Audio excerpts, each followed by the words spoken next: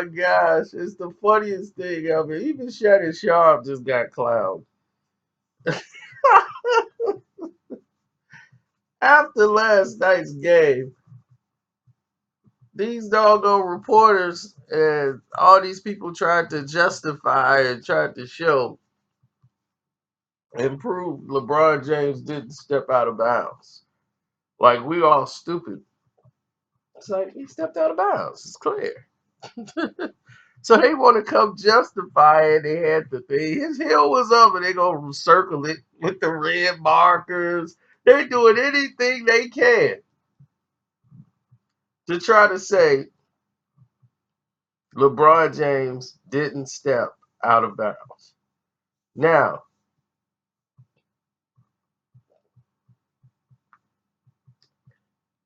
LeBron James goes on his Twitter or whatever and says, after watching it again, I stepped out of bounds a little bit. I guess I should have been in OKC and then put the laughing. The referee got the call right. So he wants to pat the referees on the back for getting the call right. Trying to kiss up and suck up to the refs at the same time, trying to throw the refs under the bus who missed that call in OKC. Now, if somebody make a mistake, you should commend them for making the right mistake. I mean, for making the correction. So they got it right this time. That time they got it wrong. This time they got it right. So what's the problem? That's what you're supposed to do, right? Now, if they'd have said you didn't step out of bounds, they would have made the same egregious call that they made in OKC. Did anybody in that game say Greek the Freak didn't step out of bounds? I still don't know the ruling of why they didn't even challenge it. But he definitely stepped out of bounds. And the Cavs fans is out here. Now they got to change their whole script. Because now it's like, wait a minute, we've been defending this all day. Now that Bron went left, where do we go now? How we get around this? Well, Bron did say he stepped out. I'm waiting to see the remix. I can't wait to hear the remix now that Bron admitted that he stepped out of bounds. Now the fans got to make a remix. Like, oh man, we got to remix this though. Bron just went left on us. Well, I watched it again after Bron put the post in. It was by a little bit. I mean, but they let the thing in OKC go. But if it's LeBron, they're gonna call it. But they ain't gonna call it if it's on the Greek. But they'll call it against LeBron. Yeah, I like that. That's the remix. Put that out. Remix. Oh man, these Cavs fans are something else. Wait, wait, that's gonna be the new narrative. LeBron's already on the train. That's why you sent the cryptic message. See, you gotta know how losers and sore losers think. They just can't accept reality or accept things for the way it is. They can't accept the fact that they suck. I mean, Indiana's a good team, a good one. They're not great. They all right. They're like 22-20. Right now, they like in 8th place, and you lost to them 3 times. Why? Because they athletically match up with you. Nothing more to it.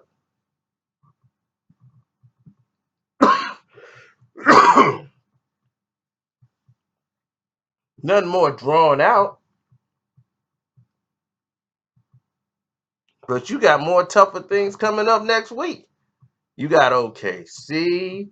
You got Golden State. They ain't even have Steph back. Steph been missing another 2 games. What, he trip and fall in practice or something? He didn't play y'all Christmas. He tripped and fell the other night in practice. Then you got this thing y'all doing.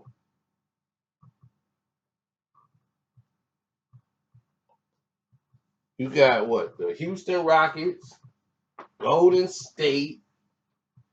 If I'm not mistaken, I could be mistaken. But the meat of the schedule is coming up. When Cleveland was winning those games, y'all were beating teams that weren't going to be in the playoffs. The only top team or a team with a winning record I think they beat during that streak was Detroit. And they struggling with the bad team. So when they won that game in Orlando, it was like, man, y'all won in Orlando, but y'all barely won against Orlando. Y'all's in a dogfight. So when you look at the whole thing in totality, a lot of things have to change. A lot of fingers gonna get pointed. A lot of people are going to be in trouble. And y'all think this thing is fixed. This thing is far from fixed. And after next week, y'all gonna really see it because we up on the 1 year anniversary of I need some help. It's the 1 year anniversary of I need some help. Every January, Cleveland does this. Go back and look in the last 4 years since LeBron's been back. He does this all the time.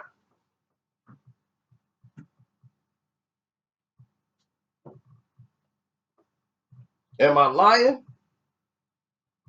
Am I lying? He does it every January. Cleveland will lose like all these games, and people will say, Cleveland's in trouble. Then they go on a streak and get corrected right in May. April and May, they started playing basketball like they're ready for the championship. So they right now they like what 10 games over 500. So nobody's really worried about Cleveland. They in third place. Once they become like 26 and 26, then that's when I'll be like, hey, something going on over there in Cleveland. And all y'all talking about draft picks. Like, man, they need to make this trade and we got to win now. We can't wait the next season. Well, that depends on LeBron. If LeBron don't want to commit to staying in Cleveland, y'all should have been booing him already. Y'all the fans, and he telling y'all he don't want to commit to staying there.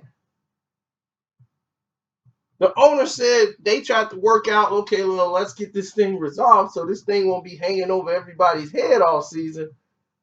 LeBron is like, well, I can't commit to staying right now. You can't commit to Cleveland? What is he saying to y'all? Y'all defending somebody who ready to leave. His bags is already packed. He got the moving truck, the Mayflowers already ready.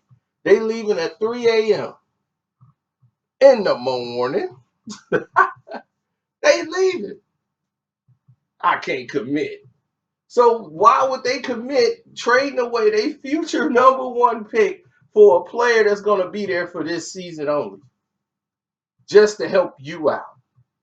Nah, sorry. Last year he cried and kicked. They got him Kyle Korver for nobody. For a guy who had a back injury, who wasn't even playing for the Bulls.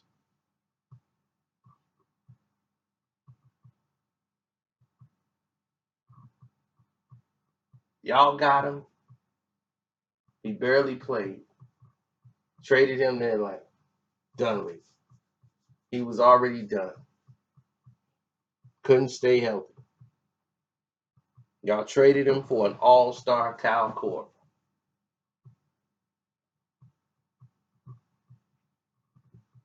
That was your golden answer.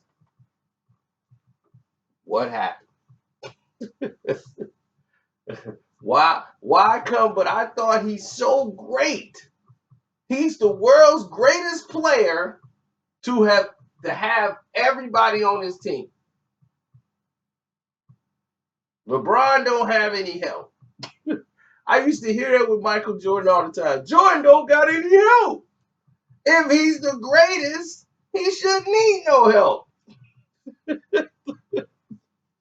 Guys, what? He got the help. He got everything he asked for. This is the team LeBron James picked. He picked these bums. J.R. Spliff is the worst two guard in the NBA. I've stated that before. I told y'all this. You just hating. No, him and the Smoke Brothers, him and Sherbet Ice Cream, both of them need to be out of the league. Sherbet Ice Cream said, you know what? I'm getting myself together. I'm getting in shape. I'm not doing this. I'm doing that. He just happened to get hurt. He was actually playing better because he knew, man, my job is on the line. Bron don't even talk to me no more. In the finals, they didn't even pass me the ball when I was open. He got the memo too late. I knew he was done. He just was the last to know.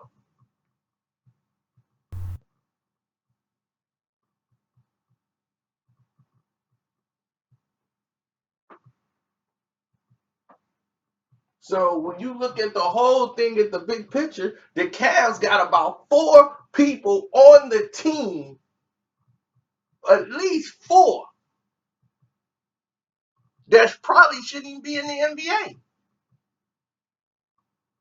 To be honest, if you look at it, it's about 4 players on their team that shouldn't even be in the NBA. But this is what he picked. He wanted the Smoke Brothers there. He wanted J.R. Spliff there. The best game J.R. Spliff had is that game 5 in Golden State. And they still lost by double digits.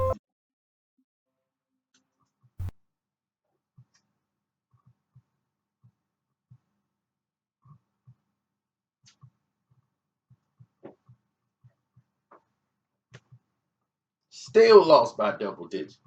And that was his best game.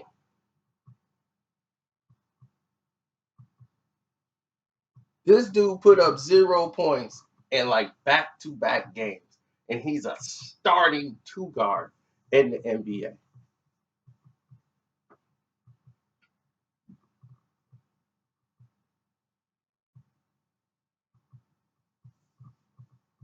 And he's not benched. I would start Coke Man Calderon in his place. Coke Man at least give you a basket or 2.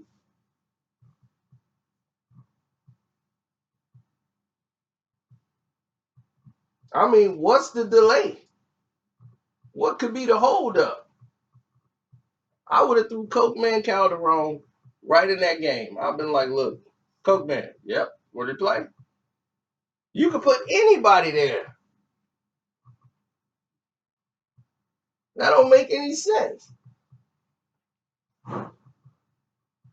Maybe, well, for Cleveland, it makes sense. You guys are accustomed to losing. So you guys have this thing of, we keep doing the same thing, we're going to get a different result. And look where that's getting you.